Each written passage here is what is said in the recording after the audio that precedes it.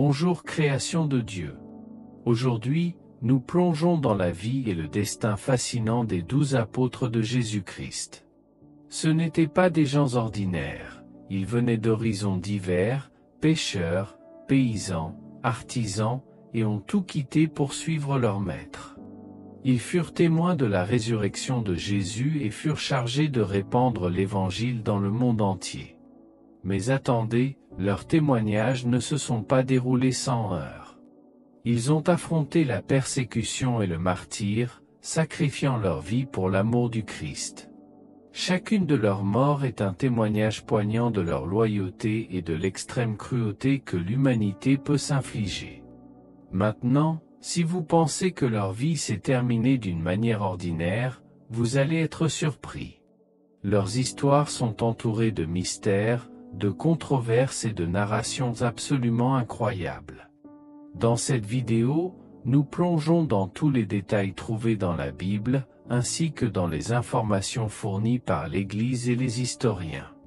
Alors s'il vous plaît, faites-moi une faveur, cliquez sur le bouton d'abonnement, donnez-nous un coup de pouce et restez avec nous jusqu'à la fin.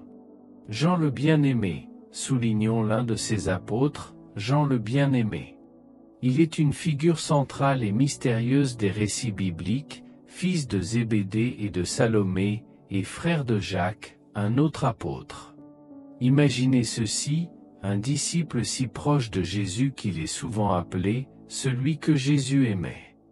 Ce lien unique a donné à Jean un aperçu sans précédent des enseignements et des événements de Jésus. Connu pour sa sensibilité spirituelle, Jean a joué un rôle clé dans la transmission des enseignements de Jésus. Il était là au moment cruciaux de moments comme la transfiguration et la scène. Après la mort de Jésus, il est devenu un pilier de la première communauté chrétienne de Jérusalem. Mais préparez-vous, le sort de Joao devient mystérieux. La persécution était intense, surtout sous l'empereur Domitien, pour la prédication à Éphèse. La tradition dit que Jean a fait face à un chaudron d'huile bouillante et a miraculeusement survécu. La réponse de l'empereur? Exil à Patmos, prison impériale. Remarque rapide, aucun verset biblique ne prend en charge la partie huile chaude, c'est une tradition de l'Église. Après la tourmente, Jean est à Patmos et a des visions apocalyptiques dans le livre de l'Apocalypse. Le mystère continue autour de sa mort. Malgré les tentatives romaines, Jean serait mort de mort naturelle. Selon l'évêque Polycarpe, cité par Eusèbe, il mourut à Éphèse vers 100 après J.C., à l'âge de 94 ans. Mais lorsque Constantin a vérifié sa tombe à la recherche d'un mémorial, elle était vide. Les dernières années de John, entourées des énigmes de la vie, marquèrent son départ de ce monde. La sagesse acquise par ses apôtres au fil des années est devenue un pilier de la communauté chrétienne. Ses paroles, semées en profondeur spirituelle, guidaient, corrigeaient et encourageaient les fidèles. Enracinés dans leurs expériences avec le Christ, leurs enseignements résonnaient d'autorité et d'amour, nourrissant une foi grandissante. Au cours de ces derniers jours, Jean a réfléchi à l'histoire qu'il avait vue, depuis ses humbles débuts jusqu'aux luttes d'Éphèse. Chaque mot qu'il a écrit mettait l'accent sur le cœur de l'Évangile, l'amour inconditionnel de Jésus-Christ. Son livre de l'Apocalypse offrait de l'espoir, montrant Jésus triomphant du mal, même dans l'adversité. Le triomphe appartient à Dieu. Jean a laissé un héritage incommensurable, un apôtre fondateur et un exemple de foi, d'amour et de persévérance. Parlons maintenant de Jacques, dit Jacques, fils de Zébédée, témoin des miracles et de l'agonie proche de Jésus. Son histoire post-mortem a pris une tournure radicale. Le roi Hérode Agrippa, désireux de plaire aux Juifs, ordonna son exécution. Les détails sont rares, mais la tradition penche vers la décapitation ou le perçage à l'épée. Maintenant, clarifions un détail intéressant, il y a 2 apôtres nommés Jacques dans les Écritures. Nous avons déjà parlé de Jacques, fils de Zébédée. Le second est Jacques, fils d'Alphée, également connu sous le nom de Jacques le mineur. Son rôle dans les évangiles est relativement discret par rapport aux autres. Après la mort de Jésus, les informations sur lui deviennent encore plus rares. La tradition suggère qu'il a peut-être joué un rôle dans la propagation de l'Évangile à travers d'éventuels voyages missionnaires. Concernant la mort de Jacques le mineur, le manque de précision dans les Écritures et la diversité des traditions en font un point d'incertitude. Mais, selon la doctrine chrétienne, il a également connu sa fin sur ordre du roi Hérode Agrippa Ier à Jérusalem, face à une décapitation publique. Cette image de Jacques est souvent représentée dans l'art religieux. À Jérusalem, au 1er siècle, la nouvelle de la mort de Jacques le mineur fut choquante. Il était un pilier de l'Église primitive, et son martyre n'était pas seulement une perte personnelle pour les disciples de Jésus, mais aussi un signe clair de la tension croissante entre la jeune Église et les autorités juives et romaines, devenant un moment déterminant qui soulignait la gravité de la situation et coûteuse de la mission chrétienne. La mort de Jacques provoqua à la fois chagrin et détermination parmi les apôtres, les rendant davantage conscients du danger imminent. Cependant, la mort de James n'a pas été vaine. Cela a déclenché une nouvelle vague d'évangélisation et de témoignages parmi les chrétiens. Malgré la persécution, l'Église s'est étendue au-delà de Jérusalem et de la Judée, atteignant la Samarie et finalement les confins de l'Empire romain. L'Évangile, nourri du sang des martyrs, a trouvé un terrain fertile dans les cœurs assoiffés d'espérance et de vérité. Pendant ce temps, Jacques le mineur poursuit son ministère discret mais vital. Bien que les Écritures fournissent peu de détails, la tradition de l'Église suggère qu'il a joué un rôle important dans la propagation de la foi en des temps incertains et difficiles. En réfléchissant à la vie de ces deux Jacques, nous trouvons une inspiration pour les générations ultérieures de chrétiens. Ils représentent la diversité au sein de l'Église, l'un avec un rôle public et une fin dramatique, l'autre avec une contribution plus discrète mais tout aussi importante. Leurs histoires résonnent dans la mémoire de l'Église, rappelant aux croyants que le chemin du disciple peut prendre de nombreuses formes. Chacun, à sa manière, a accueilli l'appel à suivre le Christ, que ce soit sur la place publique ou dans l'ombre discrète du service fidèle. Passons maintenant à un autre personnage central, Peter. Initialement appelé Simon, pêcheur galiléen, il fut appelé par Jésus à devenir pêcheur d'hommes. Plus tard, son nom fut changé en Pierre, symbolisant la solidité de sa foi. Pierre était décrit comme fervent et dévoué, témoin de miracles et reconnaissant même Jésus comme le Christ. Jouant un rôle central lors de la dernière scène, Pierre dirigeait également les apôtres. Cependant, son reniement de Jésus lors de son arrestation fut un événement important, suivi d'une profonde repentance et d'une restauration après la résurrection. Après la résurrection de Jésus, Pierre entreprit un voyage à travers l'Empire romain pour répandre l'Évangile, avant de s'installer à Rome, où il dirigea la communauté chrétienne. Dans les Actes des Apôtres, Pierre joue un rôle crucial dans la diffusion de l'Évangile, en particulier auprès des gentils. En 64 après Jésus-Christ, un incendie massif à Rome a conduit l'empereur Néron à accuser les chrétiens, déclenchant une persécution incessante. Pedro, arrêté, risquait la peine de mort dans le cadre de ces événements tragiques. Un récit poignant émerge sur l'apôtre Pierre dans les annales de la tradition chrétienne. La tradition veut que, dans un acte de profonde humilité, Pierre ait demandé à être crucifié la tête en bas. Le lieu choisi pour cette crucifixion était la colline du Vatican, aujourd'hui ornée de la majestueuse basilique Saint-Pierre.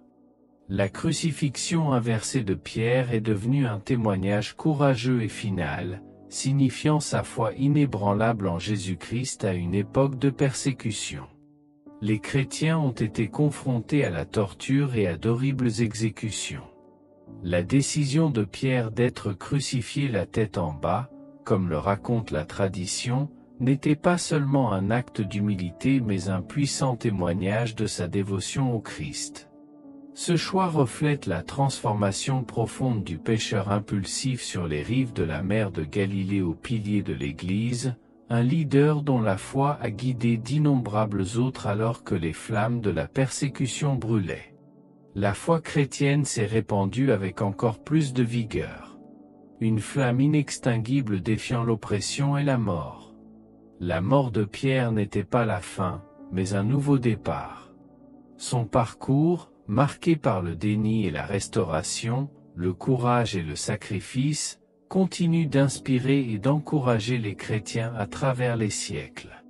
Dans le tissu complexe de l'histoire, la responsabilité de l'empereur Néron dans la mort de l'apôtre Judas Thaddée devient évidente. Bien qu'il soit moins mentionné dans la Bible, Judas Thaddée a joué un rôle important en remettant en question les paroles de Jésus lors de la dernière scène. Après Jésus, il a largement contribué à la diffusion de l'Évangile en Mésopotamie et en Perse.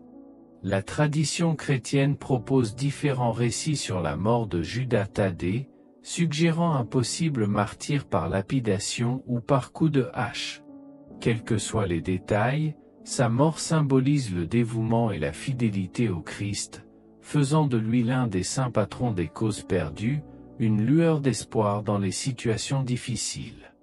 André, frère de Simon-Pierre, bien qu'éclipsé par des apôtres plus éminents, avait dès le début une proximité unique avec Jésus, associée à des moments charnières des évangiles.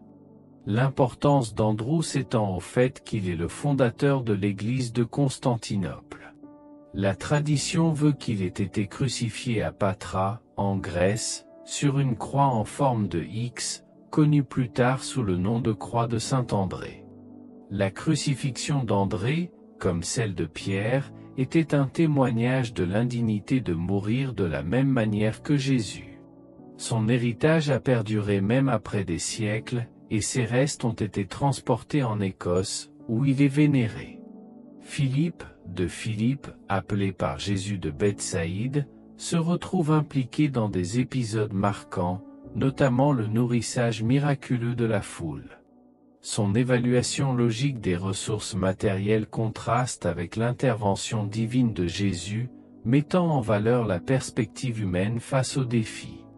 Même après la mort de Jésus, Philippe a joué un rôle crucial dans la propagation de l'Évangile, entreprenant des voyages missionnaires dans des régions telles que la Samarie. Son parcours, marqué par des rencontres, des défis et des miracles, a contribué à la croissance initiale du christianisme. Les informations concernant la mort de l'apôtre Philippe dans le Nouveau Testament sont rares, laissant un vide comblé par les traditions de l'Église. Les détails spécifiques entourant sa disparition manquent de consensus clair, des rapports suggérant que Philippe a été crucifié ou lapidé à Hiérapolie, en Asie mineure, vers 80 après J.C., pendant la persécution ordonnée par l'empereur romain Domitien. Simon, connu sous le nom de Simon le Zélote, se distingue parmi les apôtres par son identité unique et son engagement inébranlable envers ses principes. Sa vie avant sa rencontre avec Jésus reste entourée de mystères, mais la désignation « zélote » suggère une possible association avec un groupe politiquement et religieusement fervent, dédié à l'indépendance d'Israël. Les détails de la mort de Simon le Zélote sont rares dans les Écritures, la plupart des récits faisant état de tortures brutales, notamment d'écorchages et de coupures lors de la persécution des chrétiens par l'empereur romain Trajan. Barthélemy, l'un des 12 apôtres, choisi par Jésus comme l'un des 12, s'est lancé dans un voyage de prédication de l'Évangile en Inde après la mort de Jésus. Ces conversions réussies attirèrent l'attention du roi Astiage, conduisant à l'arrestation et à l'exécution de Barthélemy. Les documents historiques offrent des détails limités sur la mort de Barthélemy, et la tradition chrétienne fournit des récits variés. Un récit suggère le martyre par écorchage, une méthode d'exécution brutale, tandis qu'un autre, enraciné dans la tradition chrétienne orthodoxe orientale, raconte des évasions miraculeuses de tentatives d'exécution, se terminant par sa crucifixion la tête en bas à Hiérapolie, en Asie mineure, lors de la persécution de l'empereur Trajan en 51 après J.C.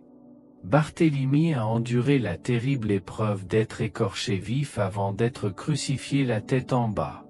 Sa peau a été exposée publiquement comme un avertissement sévère aux autres chrétiens.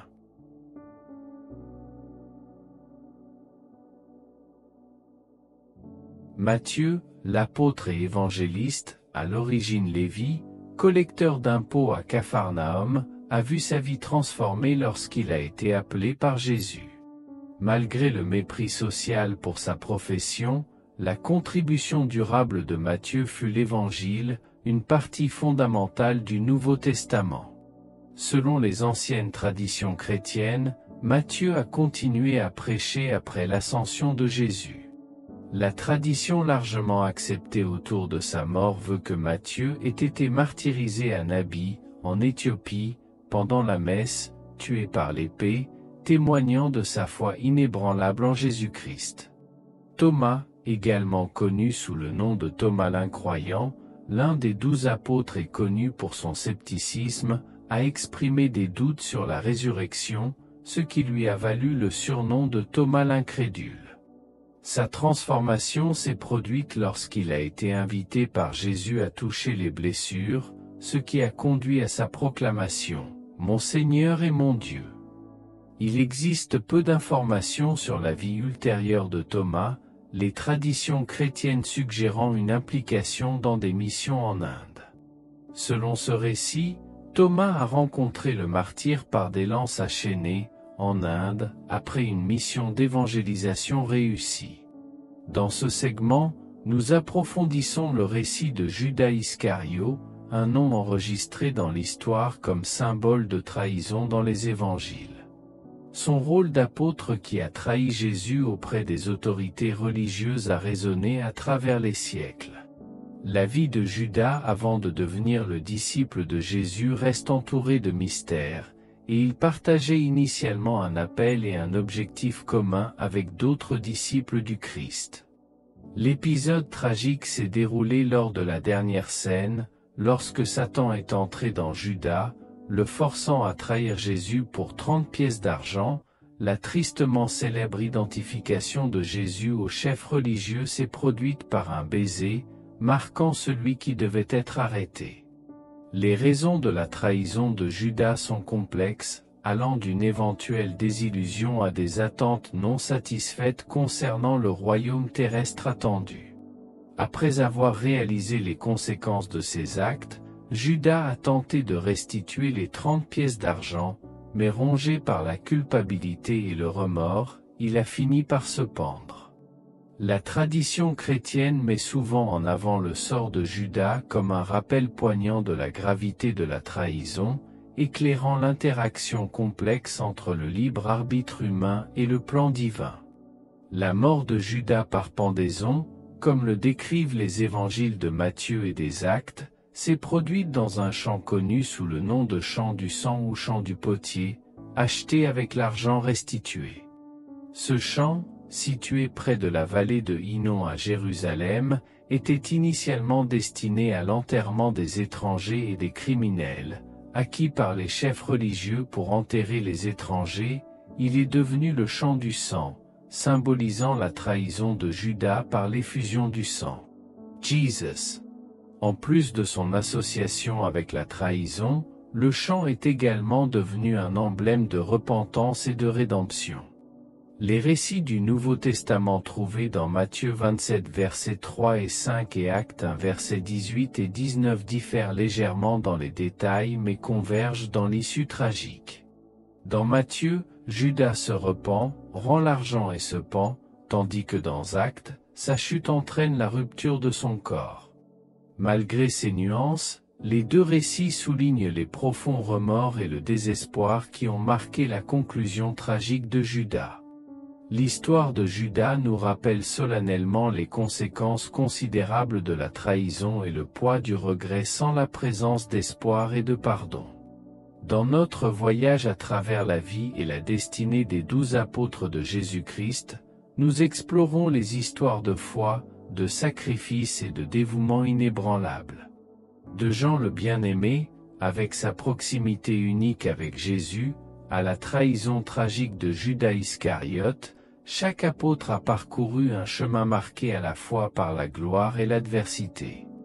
Leur vie, pleine de miracles, d'enseignements et de persécutions, a abouti à des morts qui témoignent de leur fidélité à l'Évangile.